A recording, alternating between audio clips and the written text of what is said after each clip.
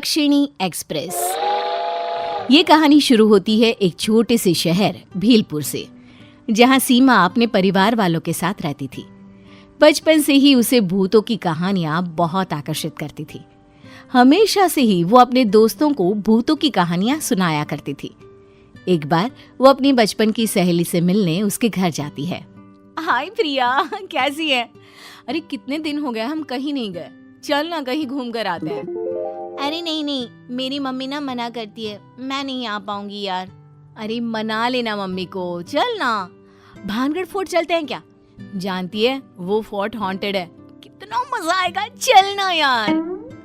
ये कहकर सीमा प्रिया को बाहर ले जाने के लिए उसका हाथ पकड़कर खींचती है कि झटके के कारण प्रिया का हाथ एक बांस पर लगता है और वो टूट जाता है। प्रिया के हाथों से खून रिसता हुआ जमीन पर टप टप कर गिरने लगता है।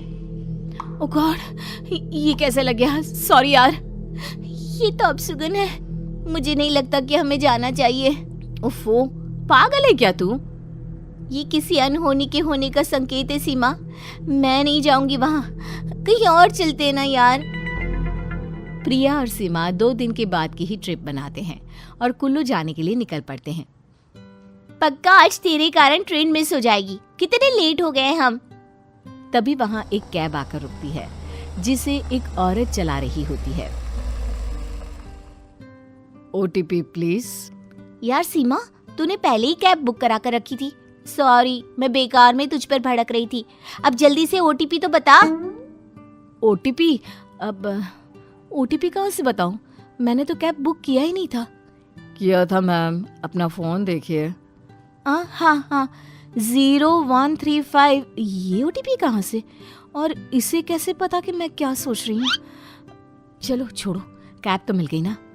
दोनों कैब में बैठ जाते हैं। अब बहुत लकी हैं, दक्षिणी एक्सप्रेस के न्यू कंपार्टमेंट से कुल्लू जाने वाले हो। अरे पर आपको कैसे पता कि हम किस कंपार्टमेंट से जा रहे हैं? आपके टिकट पर नजर पड़ी तो पता चला। असल में दक्षिणी एक्सप्रेस के एक कंपार्टमेंट में बुरी तरह आग लग गई थी और वो जल गया था। इतने सालों बाद रिपेयर होकर वो कंपार्टमेंट न्यू बताकर ट्रेन में जोड़ा जा रहा था। आज ही उसकी ओपनिंग है।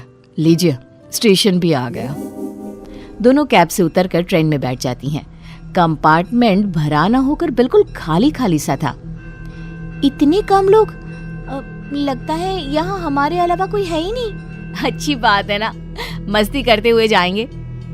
प्रिया आगे बढ़ती है कि उसे लगता है कि कोई उसका पैर पकड़ रहा है।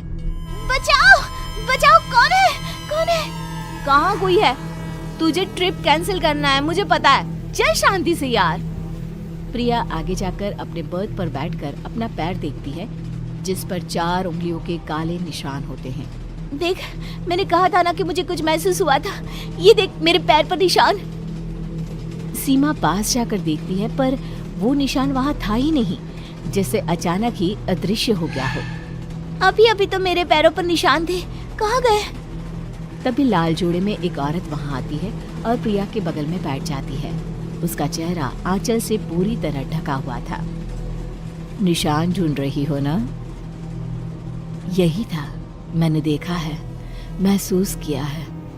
उन जले हुए हाथों की जकड़न को बहुत चुभता है वो। आपको कैसे पता? मैंने महसूस किया है। कोई नहीं समझता, न समझना चाहता है। इस कंपार्टमेंट में मैंने अपना परिवार खोया था, अपना सब कुछ। तभी वहां सीमा आ जाती है। वो मेरी सीट है आंटी जी, आपकी सीट कोई और होगी।